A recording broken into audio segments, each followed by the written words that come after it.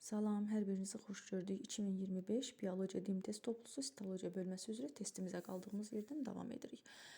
48-ci testə baxaq. Anabolizm prosesini həyata keçirməyən hüceyrə orqanoid. Anabolizm bilirsiniz ki, sintez reaksiyasıdır. Yəni plastik mübadilə, assimilyasiya, anabolizm hər üçü eyni şeydirlər. Yəni burada mürəkkəb maddə yaranır, bunu deyək. Burada da anabolizm. Bax, ribosom zülal yaradır. Holgi kompleksində karbohidrat və yağlar, mitoxondriyada özü üçün zülal sintezlənir. Endoplazmatik şəbəkədə həmçinin 2 nüvə olduğuna görə zülal yağ karbohidrat sintezlənir, amma lizosomda fermentlər var idi 30-a qədər və bu fermentlərdə yalnız üzü maddəni parçalamağa xidmət edirdi. 48-də düzgün cavabımız oldu Y variantı. Yəni lizosom katabolizm funksiyasını yerinə yetirirdi. Rəngli cisim burada xromosom nəzərdə tutulubdur. Xromosomun da tərkibi DNT və zülaldan ibarətdir. Evkariot 50-yə baxaq. Evkariot hüceyrələrdə amin turşularının zülallarda ardıcıllığı haqqında məlumat əsasən DNT olan hissədə olmalıdır. Burada da DNT olan təkcə nüvədir, A variantı. 51-ə baxaq. Canlı orqanizmlərin 4 aləminin hamısında rast gələn orqanoid ribosomudur ki, bütün canlılarda olurdu. Hansı orqanoid fəaliyyəti zamanı ən çox karbon qazı buraxır? Karbon qazı buraxırsa, demək bu oksigeni odur, yəni tənəffüs yerinə yetirir. Tənəffüs funksiyasında bilirsiniz ki, mitoxondri yerinə yetirirdi, A variantı. Ribosom hansı maddələrdən ibarətdir? Ribosomun tərkibi RNT və zülaldan təşkil olunub. Burada D variantı uyğun gəlir. 54-ə baxaq. Fagositozda iştirak edən bir membranlı hüceyrə orqanoidi hansıdır? Fagositoz dediyi, yəni daxili həzm, hüceyrə daxili həzmi yerinə yetirsin. Bu da lizosomdur, B variantı. 55-də fəaliyyəti zamanı ən çox oksigen ifraz edən orqanoid hansıdır?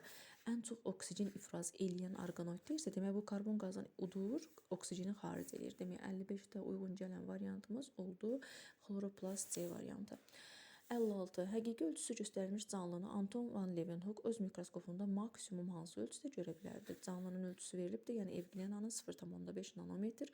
Bilirsiniz ki, Leeuwenhoekun mikroskopu əşyanı 270 dəfəyə qədər böyüdürdü. Bu əşyanda böyümək, yəni ölçüsünü görmək üçün 270-i vururuq 0,5-ə, yəni əşyanın öz ölçüsünə.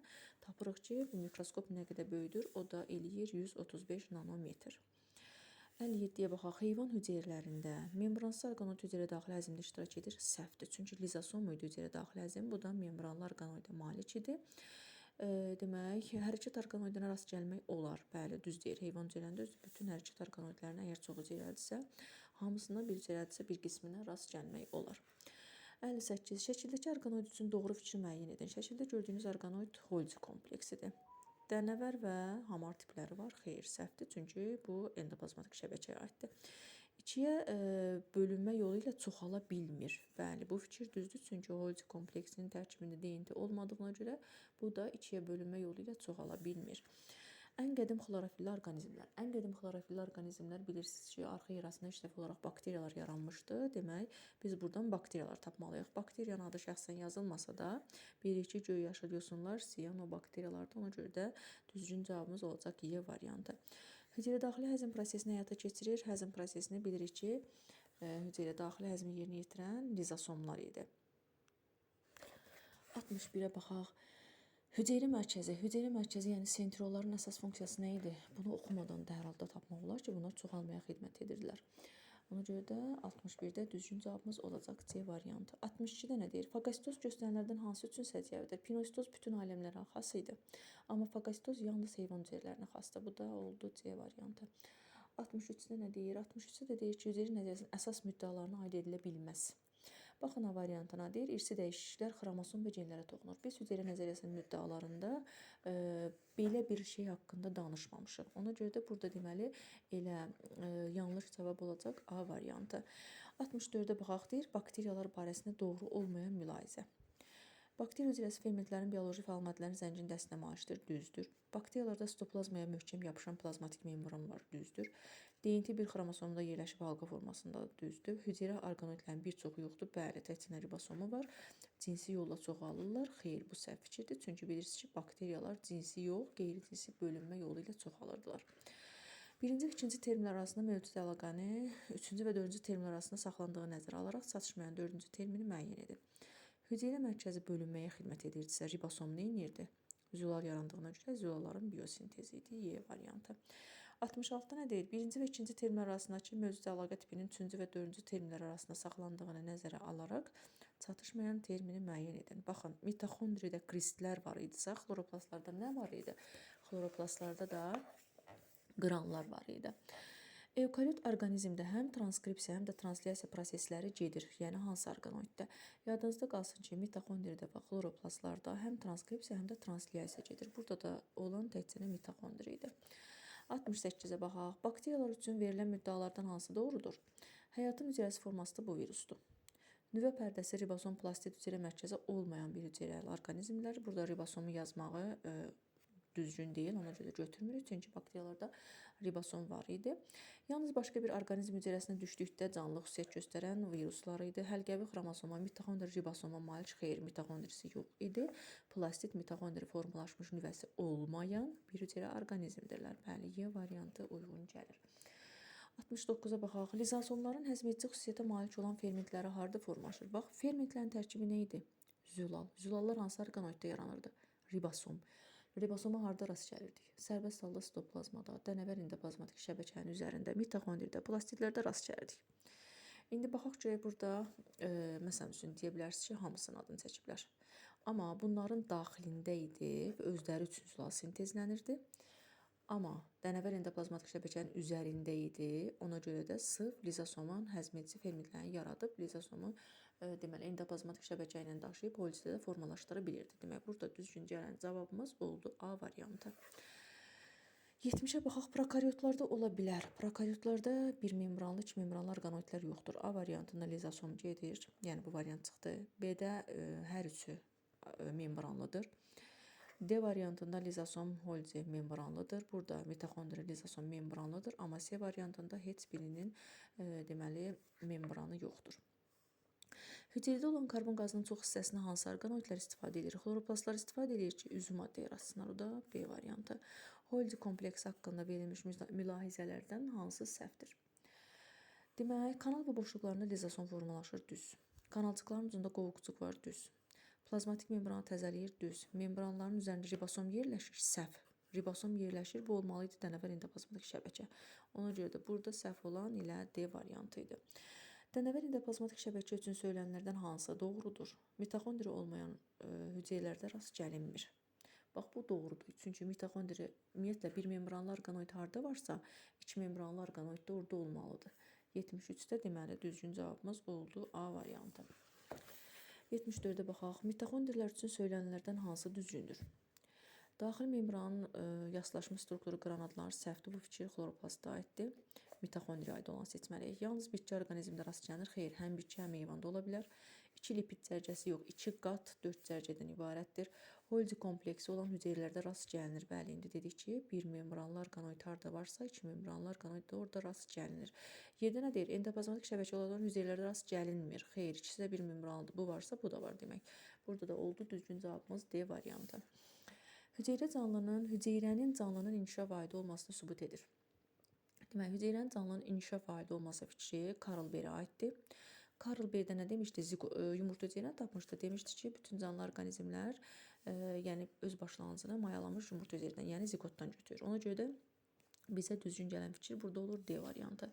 Hüceyrə orqanizmin inkişaf aidi, yenə inkişaf aidi sözünü gördük. Ona görə burada nəyi götürməliyik indi? Variantlarımıza baxaq. Mayalanmış yumurta hüceyrə zigot inkişaf edib deyir ki, yeni orqanizmə başlanğıc verə bilər. Yəni inkişaf sözü Karl Berə xasdır. Mayalanmış yumurta hüceyrəni də görən kimi deyirəm ki, bu fikir Karl Berənin fikridir. O da olur 76-da A variantı. 77-yə baxaq. Bütün canlılar vahid mənşəyə malikdirlər. Demək, ta inkişaf sözü getdi. Ona görə də mən burada zülalla bağlı, yumurta hüceyrə ilə bağlı heç nəyi götürə bilmərəm. Mənə burada hüceyrə nəzəriyyəsi müddəasına oxşayar nə var? Deməli, atom səviyyəsində üzvü qeyri-üzvü aləmin kimyəvi tərkibi arasında fərq yoxdur, bu deyil. Onların hüceyrələri quruluşuna və kimyəvi tərkibinə görə oxşardırlar. Bəli, bu fikir deməli vahid mənşəyə malik olmağını göstərirdi, B variantı. Bakteriya üzərində ribosom deyində belində harda yerləşir? Demək, bakteriyalar prokaryotlarda, onlarda nüvə yoxdur. Nüvə olmadığına görə də hər üçü sərbəst halda sitoplazmada yerləşəcəklər. Göbələk hüceyrələrində ribosom və deyində harda yerləşir? Deməli, bunun nüvəsi var. Xloroplastlardan başqa bir sözlə bütün orqanoidlərinə rast gəlinir. Ona görə də baxaq. Ribosom lizosomda səhvdir.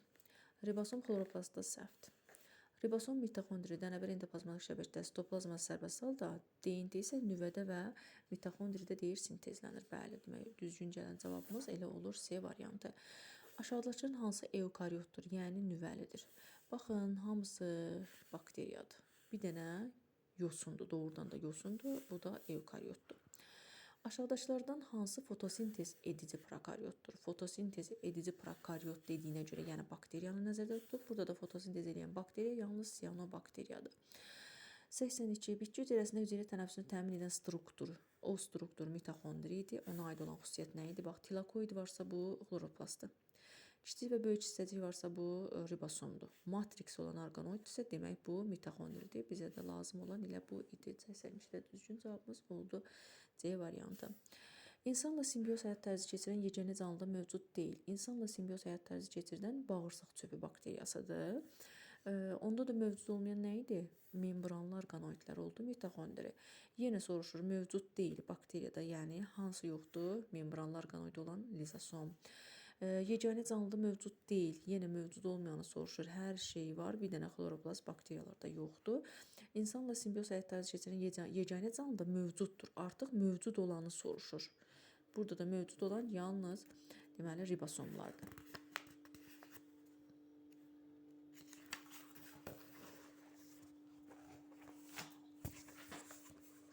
Demək, keçək bu tərəfə.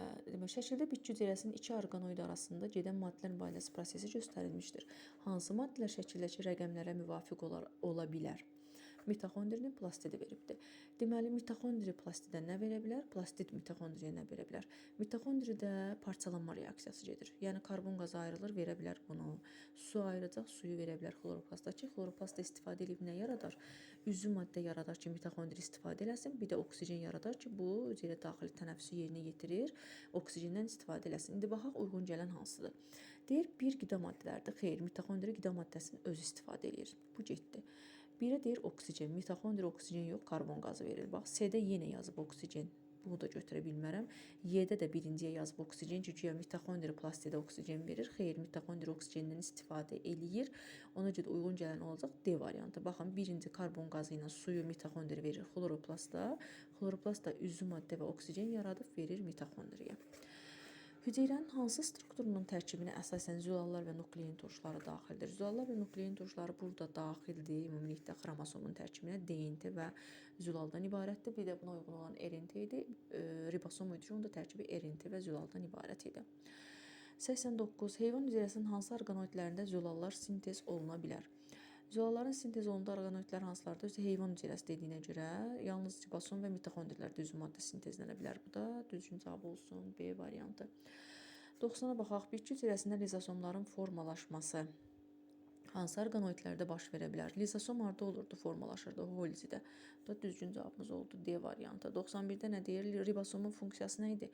Ribosomun əsas funksiyasını hamımız bilirik ki, zülalların sintezində iştirak edirdi.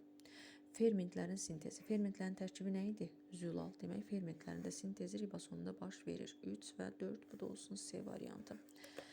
Şəkildə göstərilən hüceyrə orqanoidi barəsində səhv mülahizəni göstərin. Kris dediyinə görə mənə verdiyi mitoxondridir. 2-yə bölünməklə çoxalır, düzdür. 2 membranlı quruluşu var, düzdür. Daxili mayyəsi stroma adlanır. Bu səhvdir, çünki bunun daxili mayyəsi deməli matrix adlanır.